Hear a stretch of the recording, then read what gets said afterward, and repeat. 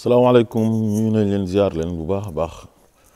wax ci mbiru Ndella Madior Diouf li ko dal lu métti la ndax intention bi mu am intention bu rafet la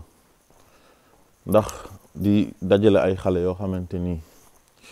dañ leen a waroon a jur sànni leen maanaam dafa bokk ci combattre li nga xam ne moom mooy infanticide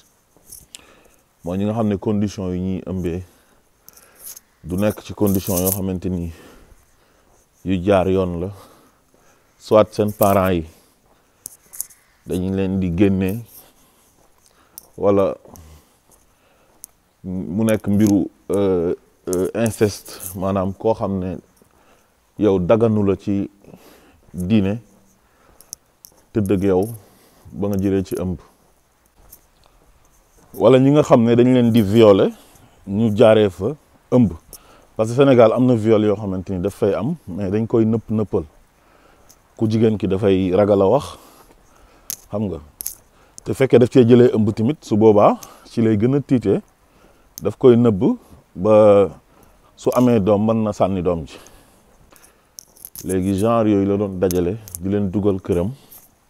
pour bu ñu accoucher mu jël xale yi récupérer ko ak ñi nga xam ne xëy na am nañ doom te seen loxo jotul seen ginnaaw maanaam genre orphelinat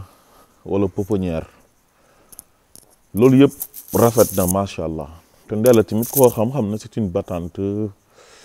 bañkat la xam nga yàgg na xeex di défendre jigéen ñi cause jigéen ñi yàgg na ci xeex ñëpp loolu lañ ko xamee macha allah waaye gis nga état de droit buñ ci nekkee ku nekk da nga war a jéem a nekk dans la légalité maanaam nekkul lu neex waaye def donte Macky Sall noonu la yoree réew mi moo tax Sénégal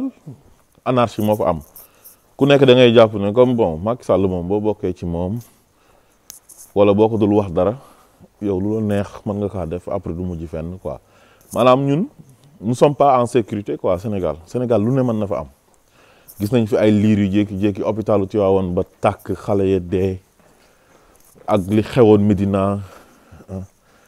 ak taalibe yi taxawaalu ci mbedd mi ak ay xale yoo xam ne sax duñu ay taalibe mais boo leen gisee da ngay foog ne ay taalibe lañ ñu ngi ci mbedd mi di yalwaan nekk ay fàqmaan xam nga loolu dans un état normal loolu waru fa am ay xale waru ñoo taxawaalu ci mbedd waaye Sénégal dafa nekk dëkk boo xam ne maanaam dafa neex a jiite quoi yow boo koy jiite da nga koy jiite ak zéro stress maanaam yow politique rek ngay tal doo tal leneen ak ñooy jéem a anéantir sa adversaire politique mais li tax ñu fal la yow doo ci liggéey dara même ministère yi ngay créer ak yenn direction yi ñoom il s'en fout seen yoon nekkut ci ay dañoo war a liggéey wala déet parce que président bi lu mu leen sant mooy politique la leen sant quoi tey jii ministère de la famille direction de la protection de l'enfance tey lan mooy seen liggéey est-ce que tey ñoom ñu ngi liggéey ci di def ay contrôle ci yenn pouponnières yi nga xam ne jaar na yoon wala jaarul yoon xale yi yenn condition lañ fa nekkee yenn orphelinat yi est-ce que amul ñu ko ubbi ba pare comme le cas de Ndella te maanaam këyit yi matul xam nga autorisation yi mu war a am pour exercer métier boobu noonu wala pour ubbi structure boobu noonu est-ce que mat na est-ce que bu matee tamit condition yi nga xamante ni tey xale yi ci lañ war a nekk wala boo ubbee pouponnière wala nga ubbi orphelinat noonu la war a demee war na am ay pédiatre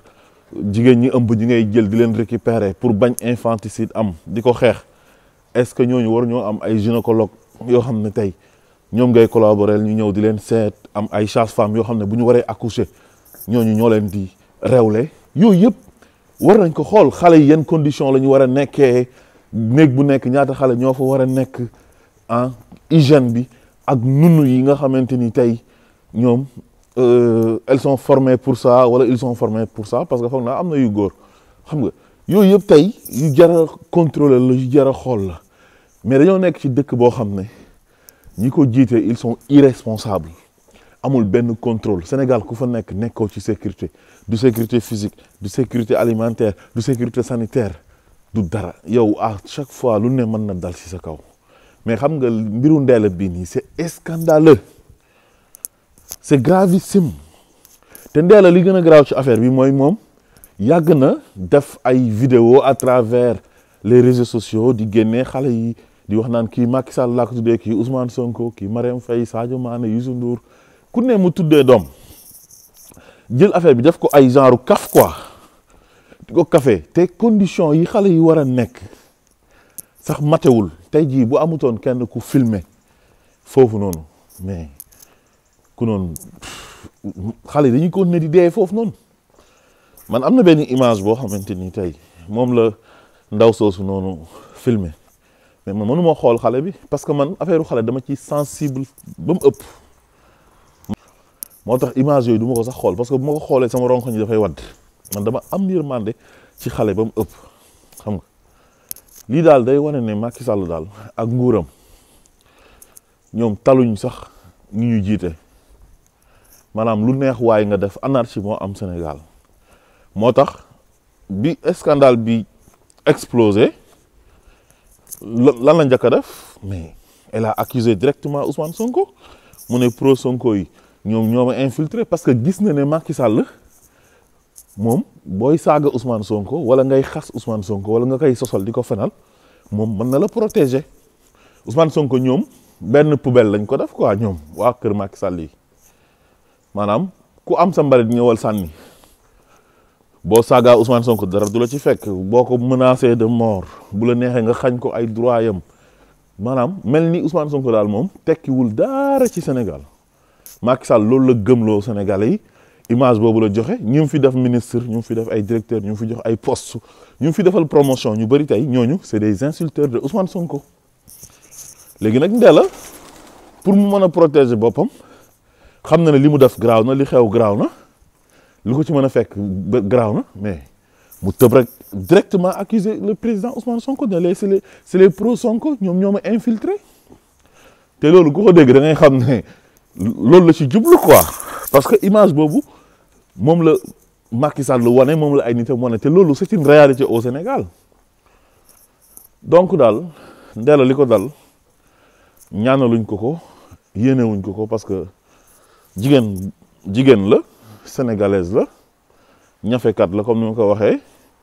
xam nga cause bu muy xeex tamit cause bu noble la yàgg na xeex pour jigéen ñi yàgg na xeex pour xale yi waaye daal dans un état de droit lu fa anarchie am yow war nga joxe le bon exemple surtout boo nekkee ni koo xam ne ni ku siiw nga sa papa xam nañ ko servir na Sénégal à travers le gouvernement d'Abdou Diouf Madior Diouf donnu parti Cheikh Anta Diop RND nekkoon na secrétaire général bi xam nga kon Ndella n'est pas n'importe qui dans ce pays elle est connue nit ñi xam nañ ko pour man waroon na nekk dans la légalité xam nga ut ay parrain ay marraine jaarale lépp ci yoon di récupérer ay xale di ci jaamu yàlla parce que loolu lu baax la c'est pas évident nit di am yërmande ci xale c'est pas évident nit di mën a bëgg xale ba leen di mën di dajale loolu nit ku baax rek moom mooy choisir genre métier yooyu noonu parce que xale il faut nga am patience mën a muñ xam nga il faut nga nekk ku tolérant pour mën a supporter ay xale am na ñoo xam ne mënuñ sax supporter ay caprice su xale donc kon képp koo xamante ni da ngay yëngatu ci yooyu mooy ne yow nit ku baax nga mooy ñi yore jardin d'enfants yeeg ñi nga xam ne ay nunu la ñuy doon ñi yore crèche yi mais ñooñu toujours ay nit ñu baax la ñuy nekk ay nit ñu yërmande ñu am yërmande donc daal na état bi gën a vigilant muy am ay contrôle Ndella bi mu commencé génn di wax ci xale yi rek di joxe ay tur rek naan maa ngi leen di yore sama kër fii nii nangam boobu la état waroon a jóg am benn enquête bu mu ci def contrôler xool ndax lépp jaar na yoon ndax am na ay kayit su amee ay kayit ndax conditions yi réunir na pour mu mën a ubbi pouponnière wala mu mën a yore ay xale yu toll noonu quoi salaamaaleykum wa rahmatullah